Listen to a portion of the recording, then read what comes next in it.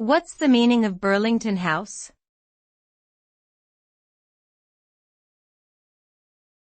Burlington House.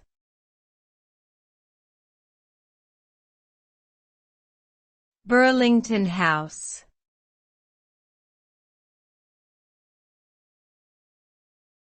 Burlington House.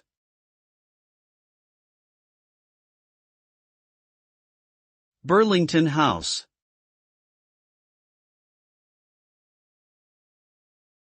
Burlington House is a building located in London, England.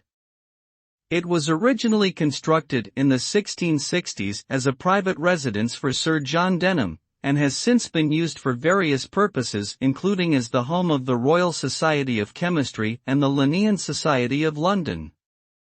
Today, it is primarily known as the headquarters of the Royal Academy of Arts, which has been based in the building since 1867.